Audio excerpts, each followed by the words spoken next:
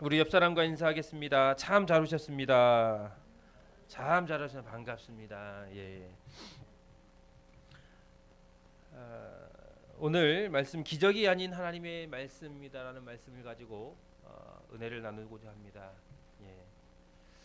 여러분 지금은 잘 불려지진 않지만 어릴 적만 해도요. 제가 주일학교 다닐 때마다 단골 찬양이 있어요. 그게 뭐냐면 예수님이 말씀하시니 물이 변하여 뭐가 됐어요?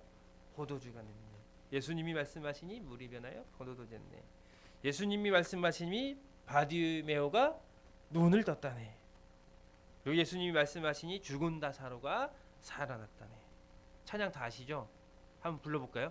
잘 몰라요? 모르세요? 한번 불러볼게요. 시작. 예수님이 말씀하시니 물이 변하여 포도주 됐네. 예수님이 말씀하시니 물이 변하여 포도주 됐네. 예수님 예수님 나에게도 말씀하셔 새롭게 변화시켜 주소서. 어렸을 때 주일학교를 다니신 분들은 잘 찬양을 알 겁니다. 여러분 예수님의 첫 기적이 바로 물이 포도주를 변하게 했던 기적입니다. 가나안 혼인잔치 가운데에 포도주가 떨어진 상황에서 예수님의 어머니 마리아가 하인들을 통해서 예수님이 말씀하시는 대로 그대로 하라 했더니 물이 변해서 포도주로 변한 사건이 예수님의 첫 기적의 사건이 되는 것이죠. 두 번째로 어떤 기적이냐? 예수님께서 제자들과 여리고로 가는 길에 맹인 바디메오가 길가에 앉아서 예수님을 향해서 다윗의 자손이여 나를 불쌍히 여기소서라고 소리를 지르게 되는데요.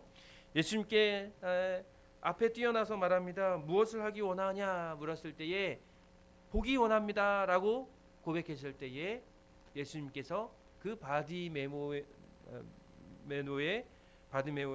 눈을 고쳐주시는 그런 기적을 두 번째로 이렇게 일어나게 되는 것이죠. 세 번째로 예수님의 기적이 뭐냐? 바로 나사로를 살리신 기적이라는 거죠. 예수님과 가까이 했던 그 나사로의 죽음을 보고 예수님께서 눈물까지 흘리셨습니다. 그리고 그 무덤 앞에서 나사로야 나오너라 외쳤을 때에 미라처럼 배로 동여진 채로 그 무덤에서 나오는 그 나사로를 부활한 그런 일들을 살아난 일들을 기적을 보여주셨다는 겁니다. 그런데 이뿐만 아니라 마태, 마가, 누가, 요한 사복음서를 보게 되면요 예수님의 기적들이요 35가지가 이렇게 있다라는 것이죠. 35가지 아주 놀라운 그 기적들이 더 있다는 거죠. 뭐 35뿐만 아니라 기록되지 않은 많은 기적들도 있겠지요. 그런데 예수님이 행하신 그 기적을 분류해 보면 4가지로 분류할 수 있어요. 첫 번째는 뭐냐면 귀신을 쫓아내는 거죠. 어떻게 보면 정신적인 문제, 귀신들요 정신적으로 문제가 있는 그런 일들의 기적을 베풀어 주셨다는 거죠. 그리고 죽은 사람을 살리는 기적, 야이로의 딸도 살리고요, 나인성 과부 외아들 또 나사로를 살리는 그런 죽은 사람도 살리는 그 기적을 베풀어 주셨다는 겁니다. 그리고 육체적 질병을 고치시는 기적이 있지요. 문둥병자, 중풍병자, 오늘 소경, 그리고 베드로의 장모의 열병까지도 많은 그런 이스라엘 백성들의 그런 질병을 고치시는 기적도 예수님께서 행해 주셨다는 거예요. 그리고 자연적인 기적이 있다는 거예요. 자연적인 기적. 어떤 기적이 있습니까? 풍랑 가운데 풍랑을 잔잔하게 했던 기적. 그리고 또 5,000명을 먹이는 그 오병이어의 자연적으로 음식이 이렇게 넘쳐나게 되는 그런 기적을 일으켰다는 것이죠. 그리고 또 어떤 기적이 있습니까? 예수님께서 물 위를 걸으셨던 그 자연적인 기적도 행하셨다는 거예요. 또한 또 어떤 기적이 있어요. 무화과 나무를 마르게 하는 그 나무를 마르게 하는 그 기적도 베풀어 주셨다는 거예요. 더 재미있는 기적은 어떤 겁니까? 세금을 내기 위해서 예수님께서 어떻게 하셨어요? 낚시로 물고기를 잡았는데 그 입에서 뭐가 나타나요? 예? 한 세겔의 동전을 이렇게 물고기를 통해서 잡게 물고기 입에서 그게 나타나는 동전을 얻게 되는 그 기적까지도 예수님께서 행해 주셨다는 거예요. 사랑하는 우리 하이사랑교회 성도 여러분, 예수님은 이렇게 많은 기적들을 베풀어 주셨지요. 그런데 예수님께서 저와 여러분에게도 기적을 베풀어 주셨다는 거죠. 그것은 뭡니까? 바로 죽을 수밖에 없는 우리, 죄로 인해 죽을 수밖에 없는 우리를 예수 그리스도의 보혈로 말미암아 구원시켜 주시고 또 하나님의 자녀 삼아 주신 그런 가장 큰 그 기적이 아닙니까? 네? 죽을 수밖에 없는 우리 죄인을 구원시켜 주시는 그런 기적들을 우리는 다 체험했다는 거예요. 여러분 인생을 한번 삶을 생각해 보세요. 나 자신을 한번 되돌아보십시오. 내가 과연 구원받을 수 있고 예수님이 나를 위해 십자가에 못 박혀 주신 그 대속의 은혜를 누릴 만한 그런 은혜를 누릴 만한 자격이 되는 사람입니까? 아니요. 하나님 앞에 서면 우리는 죄인밖에 되지 않다는 거죠. 그렇지만 예수 그리스도의 대속의 그 은혜의 기적을 우리가 체험됐다는 것입니다. 또한 여러분 삶에 또 다양한 기적들을 경험하고 있지 않습니까? 어쩌면 뭐 구원받는 것은 첫 번째 기적이라면 여러분의 두 번째 기적, 그 무수히 많은 기적들 또 경험하고 있지 않습니까? 또 어떻게 보면 야 정말 이건 기적이다. 네. 제가요 20살 때 척추분리증 진단을 받았어요. 그게 뭐냐면 선천적인데 저희 어머니도 뼈가 하나 없더라고요. 보시니까 저도 그렇고요. 네. 척추의 한 부분에 뼈가 없어요. 네. 그런데 뼈가 없지만 그때 당시에 20살 때 제가 쓰러졌거든요. 그래서 전주대학교에 다닐 때에 쓰러져서 신검받기 일주일 전에 쓰러져가지고 그때 전주 예수병원에 갔어요. 가서 엑스레이를 찍고 일어나질 못하니까. 그런데 그때 의사 선생님께서 그 말을 했어요. 이거 수술 당장 해야 된다. 왜 그러냐면 평생 휠체어 타고 다닐 수도 있다. 근데 그 당시에 뭐 제 나이 20살이고 또 뭐 집안의 형편이 그렇고 네. 그래서 아닙니다. 저는 그냥 퇴원하겠습니다. 퇴원하고 그 당시에 이제 제가 아직 기억하는 건 뭐냐면 그때가 수요 예배였을 거예요. 수요 예배. 그래가지고 수요 예배를 갔어요. 이제 좀 회복돼서. 그래가지고 이제 그때 이제 반석회 이병지 목사님이시죠. 그래서 제가 오늘 있었던 일을 목사님께 말씀을 드리고 목사님 제가 오늘 쓰러져서 전주 예수병원 갔더니 수술을 해야 된다고 합니다. 네. 그래서 목사님이 그랬던 것 같아요. 저한테. 그럼 너 어떻게 할래? 그랬더니 저는 기도로 낫겠습니다. 그래서 기도를 받았어요. 그때. 기도를 받고 지금까지 멀쩡하게 수술하지 않고 살아가고 있다는 거죠. 저는 그게 기적이라 생각합니다. 그런데 그렇게 허리가 안 좋아져서 사실 일주일 후에요. 신검을 잡혀 있었어요. 신검이 군대에. 근데 신검 때 그 예수병원에 찍은 엑스레이를 갖고 갔더니 제가 원래 현역을 가려고 했었거든요. 네, 근데 이제 바로 방위 보충력으로 빼더라고요. 못 간다고 허리가 이러니까. 네. 그 정도로 이제 왜 그러냐면 사실은 이제 보충력으로 빠지는 것도 아무나 빠지는 거 아니잖아요, 진짜.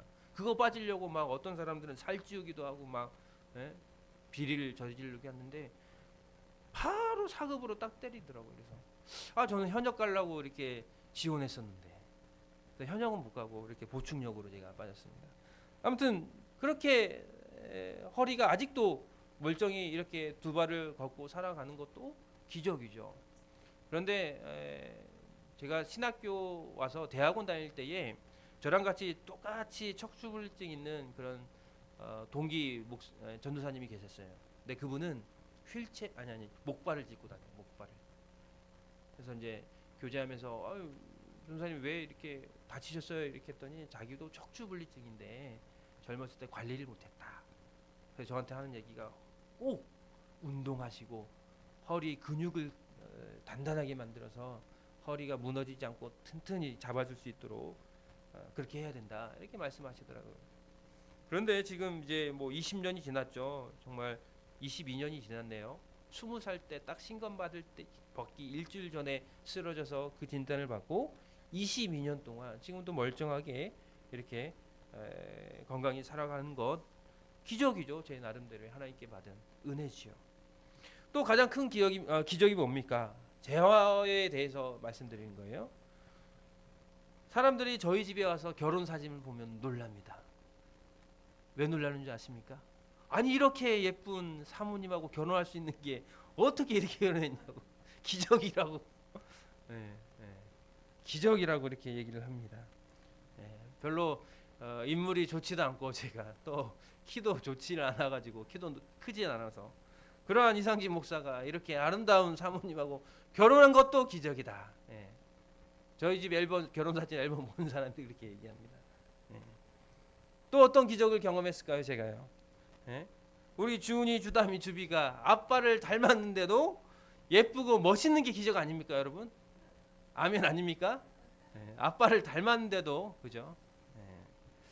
여러분, 제 나름대로의 기적을 한번 생각해 본 거예요. 하나님 안에서 받은 은혜 그리고 기적을 말씀드린 겁니다. 저는 이렇게 제 나름대로 말씀드렸지만 여러분도 여러분 삶에 하나님께 이렇게 경험된 그 기적들이 참으로 많을 거예요. 저는 우리 강윤원 집사님 간절히 기도했던 것들이 있었거든요. 근데 그 기도의 응답이 됐어요. 네. 아멘 아닙니까?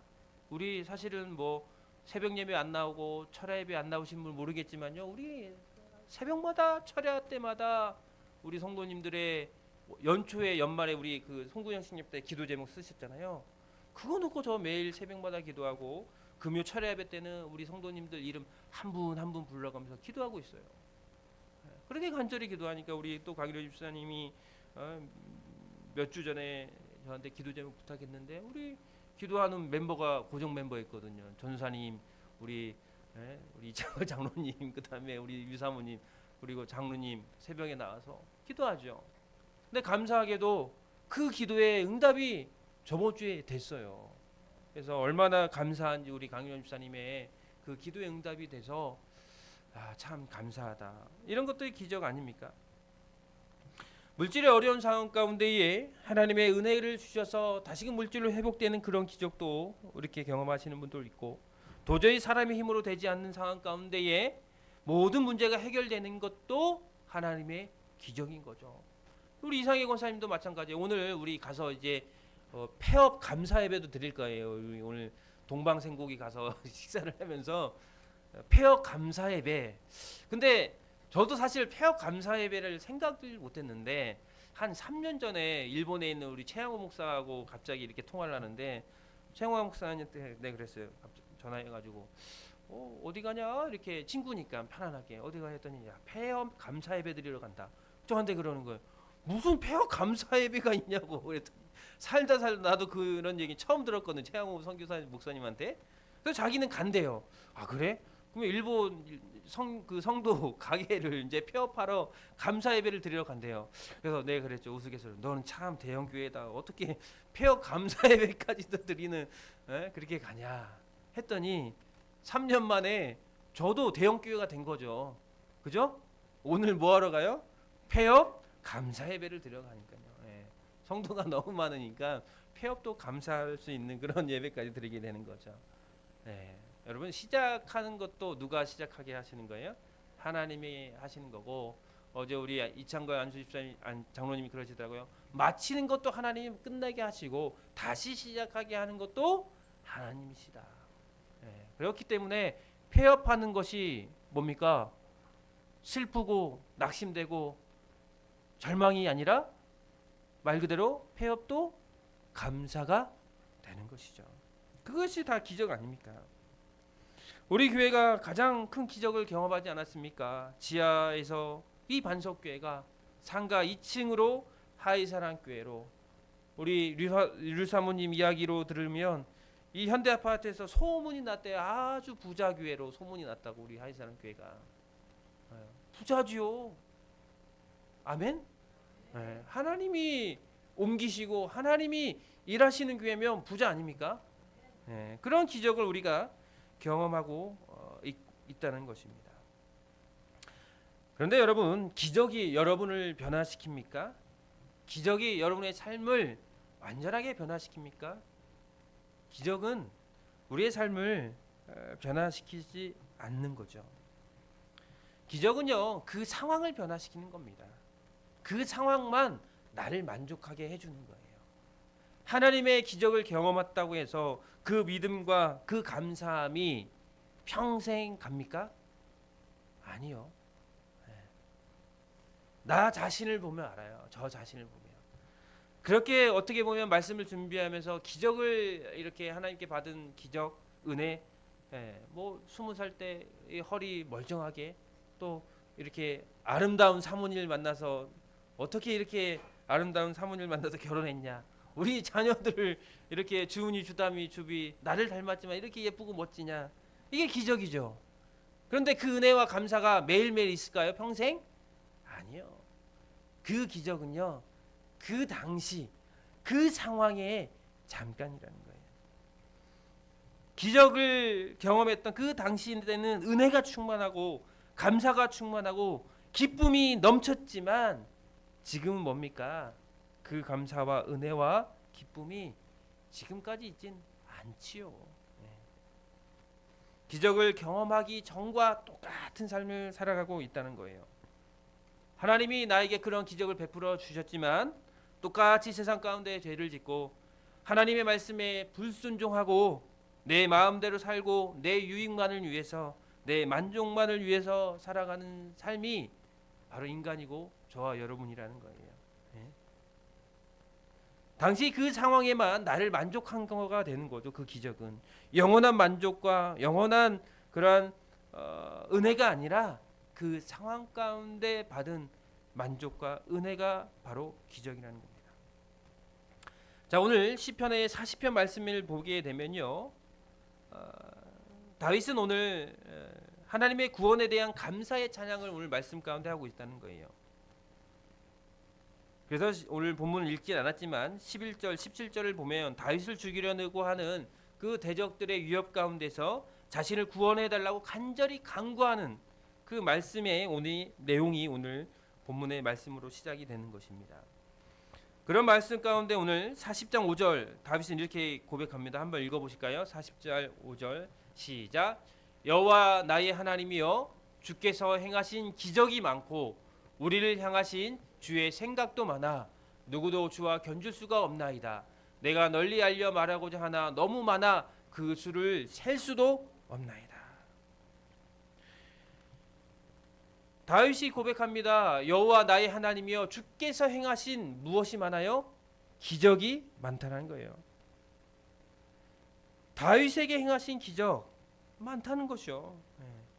그런데 오늘 다윗이 고백한 그 하나님이여 주께서 행하신 기적이 많고에 대한 기적이 뭐냐면 다윗에게 주신 기적이 아니라 이스라엘 민족에게 부어주신 하나님의 기적을 이야기하고 있다는 거예요. 그 기적이 너무 많아 셀 수가 없다는 거예요. 다윗이 이스라엘 백성들, 이스라엘을 생각할 때에 이스라엘 민족에게 주신 기적이 뭡니까? 먼저 가장 큰 기적이 뭐예요? 은혜가 뭡니까? 하나님의 선민으로, 민족으로, 하나님이 택한 민족으로 그 이스라엘 백성들을 선택해 주셨다라는 것, 기적 아닙니까? 아브라함을 통해서 구원을 허락해 주시고 구원의 여정을 또 예수 그리스도의 백성, 예수 그리스도의 조상이 될 수 있는 큰 은혜를 주신 거 기적 아닙니까? 애국 가운데 종살이하면서 모세를 통해서 이끌어 나아가시고 또 10가지의 재앙을 통해서 기적을 보여주신 것 기적인 것이죠. 광야 가운데 덥고 추운 그 광야 가운데에 먹을 것이 없는 그 광야 가운데 만나와 메추라기를 통해서 먹이시고 낮에는 구름 기둥으로 밤에는 불 기둥으로 인도해 주신 것 기적이지요. 그리고 이스라엘 백성들 앞에서 홍해가 가로막혀 있고 뒤에는 애국 군대가 쫓겨오는 그런 상황, 절제절명의 순간 가운데 홍해를 가르는 기적을 베풀어 주신 것 기적이죠. 그래서 오늘 5절에 그 다윗이 말한 것처럼 여호와 나의 하나님이여, 주께서 우리에게 행하신 기적이 많다는 거예요. 그 수를 셀 수도 없다. 그 많은 기적을 경험했다는 거예요, 이스라엘 백성들이요.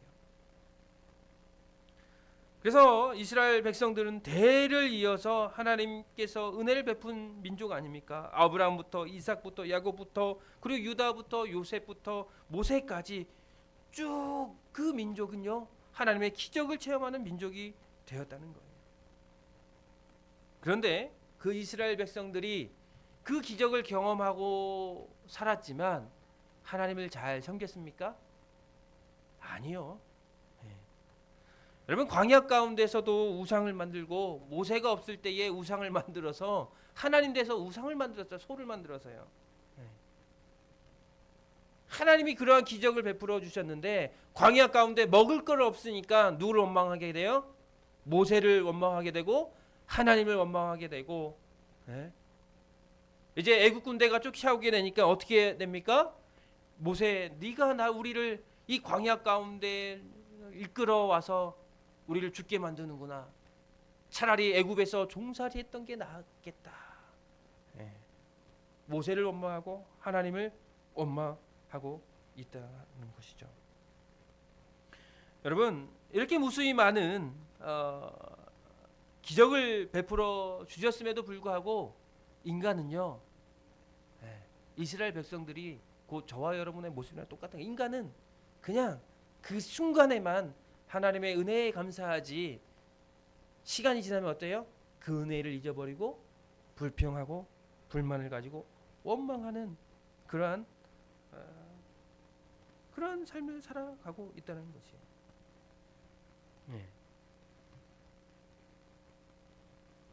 오늘 다윗은요, 그러한 이스라엘 백성들의 그 많은 기적들을 이야기하고 있지만 결국은 그 모든 건 뭡니까? 연약한 인간이 그 기적을 기억하지 못하고 하나님 앞에서 영광된 삶을 살지 못하는 그런 연약한 인간이 바로 저와 여러분의 모습이라는 것입니다. 신약에서도 마찬가지로 예수님이 많은 기적을 보여주시지 않았습니까? 앞서 말씀해 드렸던 것처럼 사복음서에 기록된 35가지의 기적이 다 예수님이 행하신 기적, 거기에 기록되지 않은 무수한 기적들이 많이 있었다는 거예요. 그런데 그 기적을 경험했을 때에 누가 있었어요? 예수님께서 그 기적을 베풀었을 때에 제자들이 그 옆에서 예수님의 기적을 다 목도했다는 거예요. 죽은 사람을 살리기도 하고 병든 자를 고치시는 그 기적, 많은 기적을 제자들이 보였는데, 여러분, 결국 그 기적을 보았던 그 제자들, 예수님께서 잡혀가실 때 어떻게 됐어요? 다 도망가 버렸어요. 죽은 자도 살리신 기적을 베푸셨던 그 예수님의 기적을 베푸시는 모습을 봐왔던 그 제자들이 예수님이 잡혀가시는 모습을 통해서 도망가게 됩니다. 그리고 베드로는 가까이서 수제자로 불리면서 예수님의 그 많은 능력과 기적을 보았음에도 불구하고 3번씩이나 예수님을 강하게 부인하는 그러한 죄를 짓지 않습니까? 예수님 옆에서 무수히 많은 기적을 체험한 당사자들이었지만 기적을 베푸신 예수님을 배신하고 도망가는 그 제자들, 여러분, 그렇다면 예수님께서 왜 기적을 베풀어 주셨을까요? 예수님의 기적은 사람을 변화시키려고 기적을 베풀어 주셨을까요? 아니요. 사람을 살리려고, 사람을 변화시키려고 기적을 베푼 것이 아니라는 거예요. 예수님의 기적은요, 이렇게 정리한 학자가 있어요. 예수님의 기적의 중요성에 대해서 그 리차드 필립스라는 학자가 책에서 이렇게 정의를 해놨거든요. 예수님은 하나님이시다. 그리고 기적은 그의 신성을 보여주는 거예요. 다시 말하면 하나님의 신성, 신의 능력을 보여주는 것이 바로 예수님이라는 거죠. 그리고 예수님은 완전한 인간이신데에 그가 기적을 통해서 뭐예요? 그의 인성 안에서 선지자로서의 그 하나님의 말씀을 대언하는 선지자의 모습을 보여주기 위해서 기적을 행하셨다는 거예요. 그리고 예수님께서 기적을 행하신 이유는 뭡니까? 예수님께서 약속된 구원자요 메시아다. 다시 말하면 예수님의 기적은요, 메시아임을, 다시 말하면 이 땅을 구원하실 구원자라는 것을 보여주기 위해서 그러한 기적들을 나타낸 것이다. 그러면 기적 행하는 것이요, 기적을 통해서 은혜를 얻는 사람을 위해서 기적을 베푸신 거예요? 아니면 정리하자면 하나님이 예수님을 통해서 하나님이 하나님 되심을 보여주려고 기적을 베푸신 거예요? 하나님이 하나님 되심을 보이려고요. 그런데 우리는 기적을 경험할 때 누구를 위한 기적이라 생각해요? 나를 위한 기적이라 생각을 하는 거죠. 그런데 기적은요, 여러분이 기적을 경험했다면 하나님 앞에 감사해야 되죠. 왜요? 기적을 베풀어 주시는 하나님이 나를 통해서 역사하셨구나. 우리 교회가 지하에 그 물차는 그 지하에서 습기 많고 냄새나는 그 칙칙한 그 지하, 제가요 저번 주 금요일 날 엊그저께죠, 우편물을 가지러 가려고 교회를 갔어요. 이 지하 교회를. 아직까지 우편 그거 다 바꿔놓지 못해서 여러 가지 신문도 오고 여러 가지로 오는데요. 오랜만에 이제 교회를 갔잖아요, 지하 교회를. 근데 이렇게 뭔 냄새가 이렇게 나요? 네? 거기를 떠나오니까 그 지하 냄새가 안 맡았다가 그 지하 냄새를 맡으니까 이 냄새가요. 제가 아내한테도 그랬어요. 아니 지하 교회, 우리 반석교회 지하를 갔다 왔는데 그 냄새가 코에서 없어지질 않는다고. 사무실에서 제가 거기서 신문을 갖고 여러 가지 우편물을 갖고 여기 왔는데 그 냄새의 이 냄새 기억이 없어지질 않아요. 몇 시간 동안. 그만큼 지하 냄새가 이렇게 났었구나. 근데 저는 이제 거기서 계속 생활하고 우리가 예배하고 했으니까 몰랐잖아요. 혹시 여러분들은 아셨습니까? 한번 끄덕여 보세요. 그런 냄새를 맡았으면 여기 강남에 사시는 분은 냄새 끄덕입니다. 제가 그 지하에 우리가 예배할 때는 몰랐거든요. 근데 와서 오랜만에 가보니까 그 냄새가 코끝에서 없어지지 않더라고요. 기적 아닙니까? 진짜로 기적이죠. 하나님이 우리에게 베풀어 주신 기적이에요. 그런데 그 기적이요, 그 기적을 통해서 우리 하이사랑교회가 잘 되라고 기적을 베푸신 거예요? 아니요. 하나님이 하나님 되심을 나타나기 위해서 기적을 베풀어 주신 거죠. 다시 말하면 우리 하이사랑교회 성도들을 위해서요? 아니요.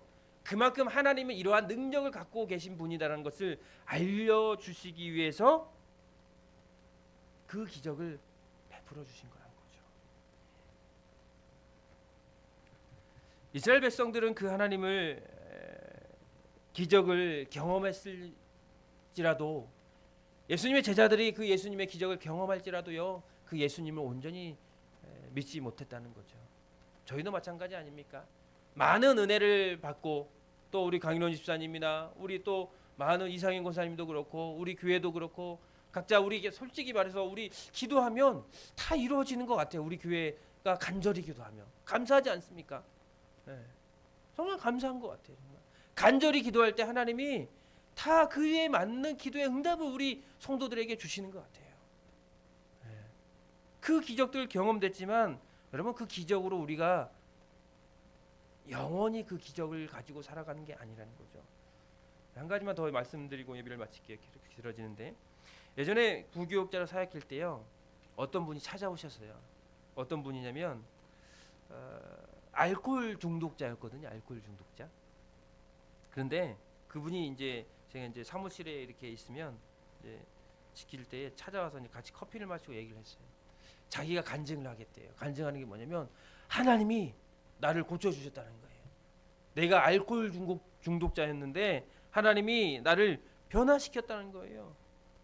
그래서 내가 이 은혜를 가지고 목사님, 내가 주변에 많이 술 먹는 사람들, 알코올 중독자 이렇게 사람들 있는데 내가 그 사람들 전도하겠습니다. 우리 교인도 아니었거든요. 그냥 그 주변 지역에 사는 사람인데 가끔 이렇게 놀러 오시는 분이 계셨어요. 아유, 귀합니다. 진짜 이거 하나님이 그렇게 알코올 중독에서 기적을 베푸셔서 변화시켜 주셔서 너무나 감사하네요. 그래요, 그러한 삶 사세요. 응원합니다. 정말 주변에 많은 사람들에게 본인이 경험했던 그 기적들을 나누시고 많은 사람들에게 예수님을 전하세요. 예. 본인이 나에게 그래서 알코올 중독자를 돕는 사역을 하고 싶다. 예. 하나님이 나를 변화시켰다 간증을 하는 거예요. 예. 술을 끊을 수 있었던 건 하나님이 기도함을 통해서 변화 받았다. 그런데 한 달 후에 전화가 왔어요. 전화가 왔어요. 제 핸드폰으로 이제 연락처를 아니까. 혀꼬부라지는 소리로 전화 와가지고 네가 목사냐? 왜 성도가 교회 안 나가는데 이렇게 교회 전화도 안 하냐? 저한테 전화하는 거 술 취하셔가지고. 예. 그리고 우리 교회도 잘 안 나오시는 분이었는데. 아유, 네. 그래서 전화로 네가 목사냐? 니네 신방전도사가 신방전도사냐? 에? 네가 하나님 믿는 사람들이냐? 막 이렇게 욕을 하면서 저주를 하는 거 술 취해가지고요. 다시 이제 술 마시고 뭡니까? 술주정하면서 교회를 전화하는 거죠. 여러분 생각해 보세요. 하나님이 자를 변화시켰대요. 기적을 경험했대요. 자기가 알코올 중독에서 회복됐대요. 기적을 경험하지 않았습니까? 그런데 뭡니까?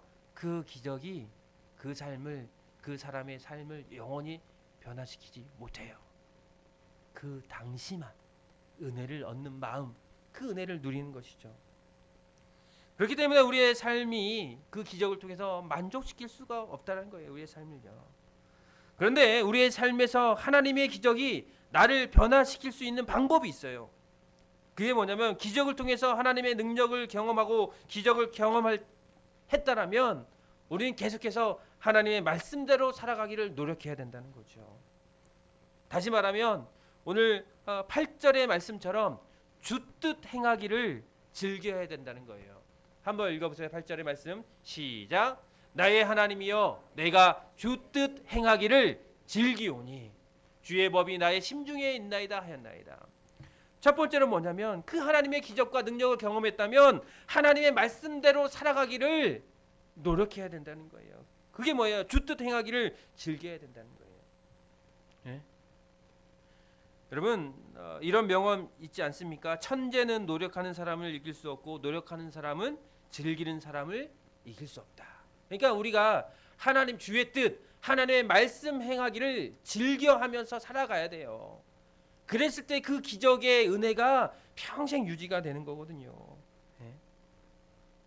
저는 우리 한사랑교회 성도들이요, 그 하나님 말씀 가운데 하나님 말씀대로 살기를 주뜻 행하기, 즐기는 삶 살기를 소원합니다.